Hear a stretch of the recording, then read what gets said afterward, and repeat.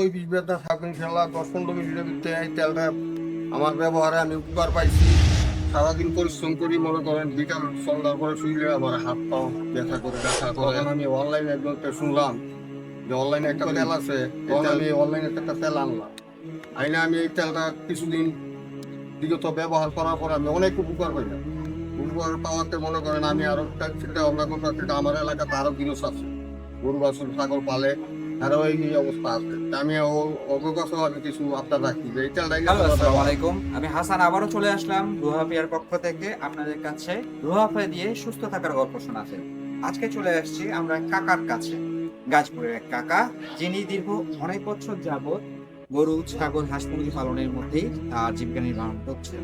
এর মাধ্যমেই আমাদের কাছে বললেন যে অনেকদিন ধরে কাকার ব্যথা অনুভব করছেন। তা আজকে সরাসরি কাকার মুখ থেকেই শুনতে চাইছি যে কাকা কিভাবে কি পেলেন না পেলেন।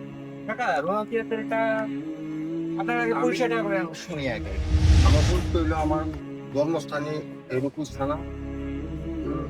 আমি জন্মগত আমি গৃহস্থী কাজ করি, গরু ছাগল পালি। মোহাম্মদ ভুইয়া।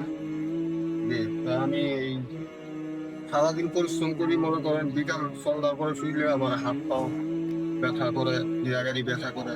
তখন আমি অনলাইনে একজন শুনলাম যে অনলাইনে একটা তেল আছে, এই তেলটা নাকি খুব উপকারী।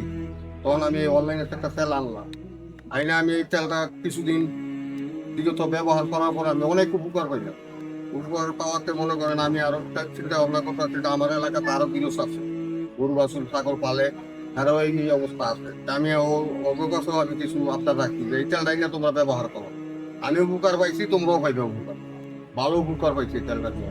একটা তেলটা ব্যবহারের নিয়ম, তেলটা ব্যবহারের নিয়ম, রাতে আমি শোয়ার টাইমে সুন্দর করে যেন ব্যথা এগুলো আমি দিই, দিয়ে আমি একটু রাখলে মনে করেন ইনশাল্লাহ ভালোই লাগে।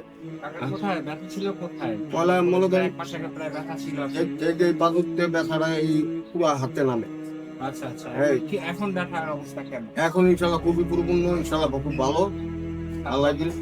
করতে পারছি? হ্যাঁ, ইনশাল্লাহ কাজকর্ম করতে পারছি। আগে মনে করেন একবার করলে পরের বার আর যাইতে পারি নাই, বিকালে কাজগুলো থাকতে পারি না। এখন ইনশাল্লাহ অতি শিগগিরই যাই থাকতে পারি ইনশাল্লাহ। যাক, এভাবেই আমরা শুনতে পারবো রুহাফিয়া থেকে সুস্থতা থাকার গল্পগুলো।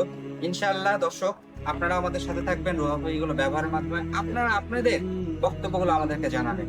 ইনশাআল্লাহ আমরা ভালো কিছুই পাবো। ধন্যবাদ। রুহাফিয়া, প্রশান্তিময় সুস্থতার এক বিশ্বস্ত ঠিকানা।